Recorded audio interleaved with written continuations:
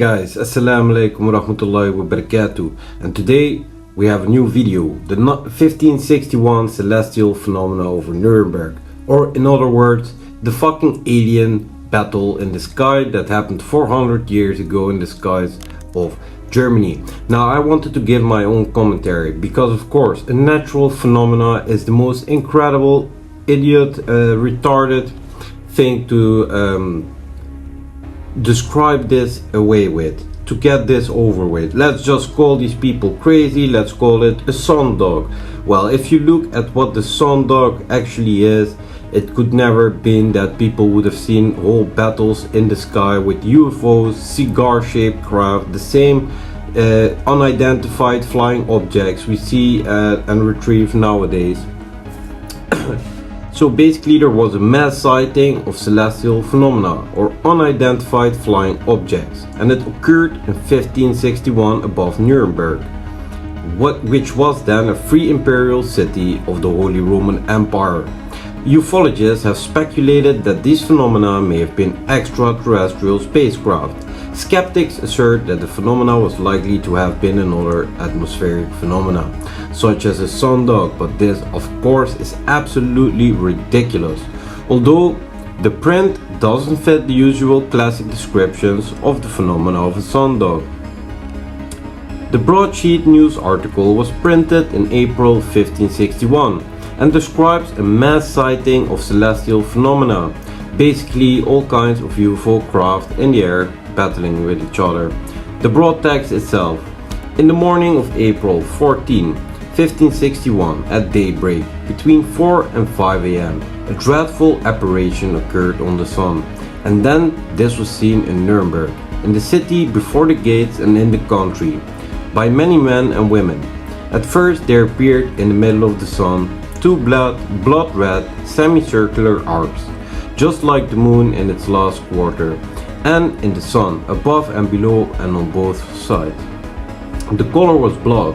There stood a round ball of partly dull, partly black, fierce color. Likewise there stood on both sides, as a torus about the sun, such blood red ones and other balls in large numbers, about 3 in a line and 4 in a square, also some alone. In between these globes there were visible and few blood red crosses, between which there was blood red strips, becoming thicker to the rear and in the front, malleable like the rods of reed grass, which was intermingled. Among them, two big rods, one on the right, the other on the left, and within the small and big rods there were 3, also 4 and more globes. These all started to fight amongst themselves, so that the globes, which were first in the sun, flew out to the ones standing on both sides. Thereafter, the globes standing outside the sun and the small and large rods flew into the sun. Besides, the globes flew back and forth amongst themselves and fought vehemently with each other for over an hour. And when the conflict, and again out of the sun, was much intense, they became fatigued, to such an extent that they all, as said above, fell from the sun down upon the earth, as if they all burned, and then wasted away on the earth with immense smoke.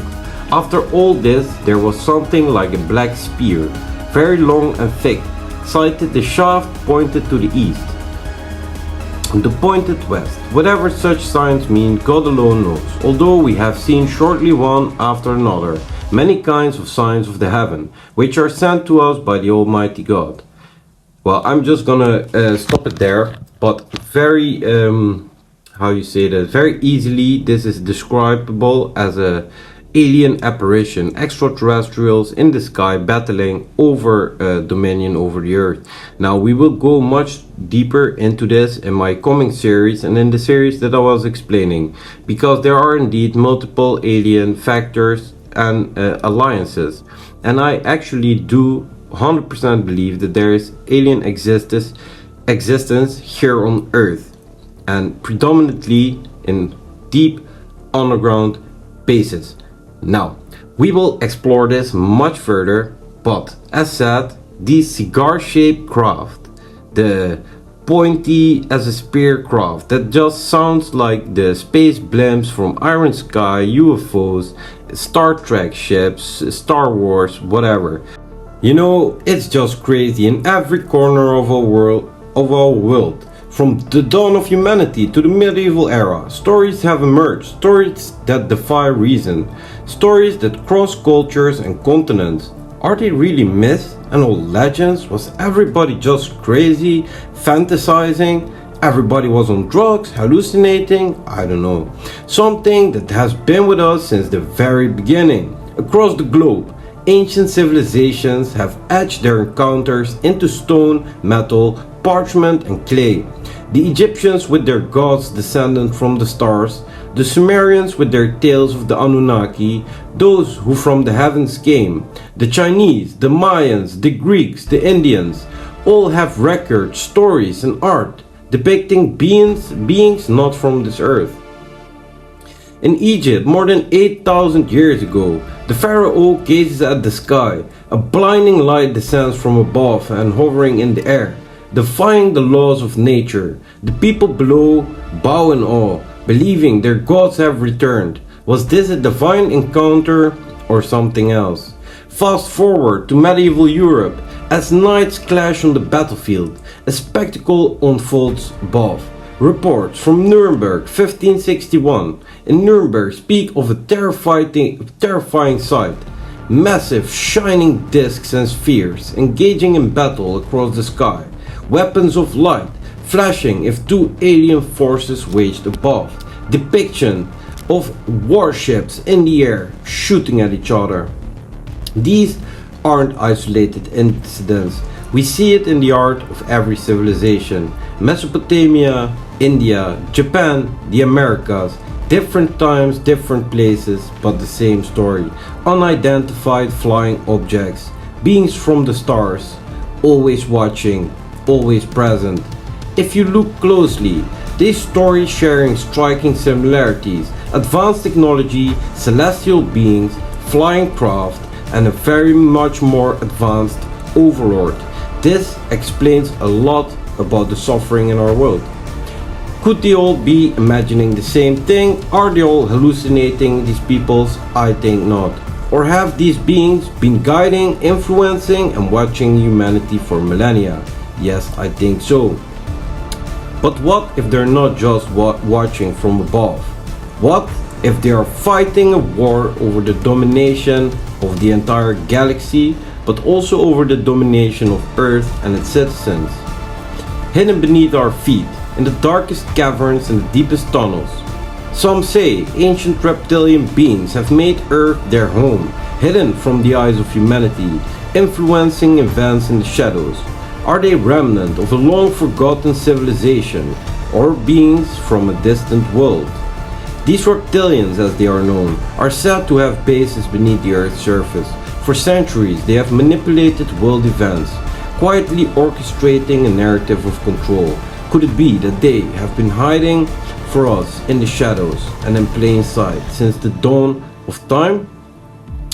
I say yes. And what about the infamous split-off Nazi societies, rumored to have escaped to the stars, building their own breakaway civilizations in the void of space? Whispers of secret colonies, hidden bases on the moon and Mars, a rogue faction with advanced technology, allegedly making pacts with beings not of this earth. Then there are the Greys, the small grey-skinned beings with large dark eyes. Abductees claim encounters that defy explanations. Medical examinations, genetic experiments, hybrid programs. The Greys have been a part of our modern UFO mythology, but could they have been with us since ancient times as well? And of course, the Anunnaki, those who, according to the Sumerian text, came from the heavens to shape humanity's destiny. Did they engineer mankind as a slave race, as some scholars suggest, or were they our celestial guide, sharing their wisdom? Are the Anunnaki still among us, pulling the strings of human evolution and development? Sightings continue today. Navy pilot reports inexplicable craft, defying physics, moving with impossible speed, and they speak of fleets and armadas moving through our skies and under our oceans, faster than any human-made machine could ever. And the evidence, ladies and gentlemen, is overwhelming.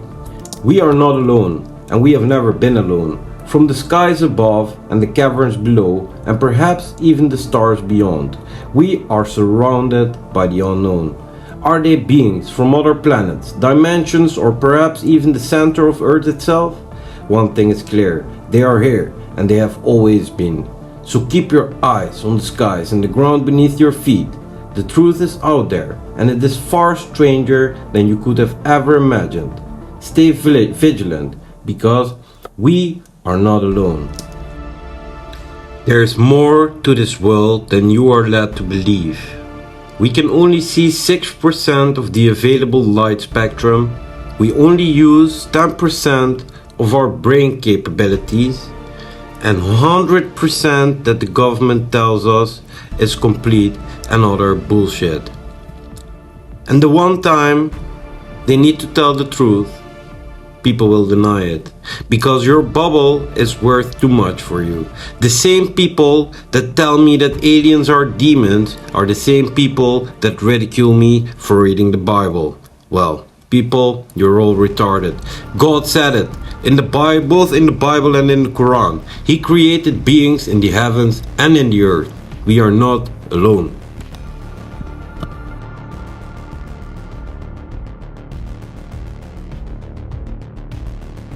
We are leaving the others. We are going away.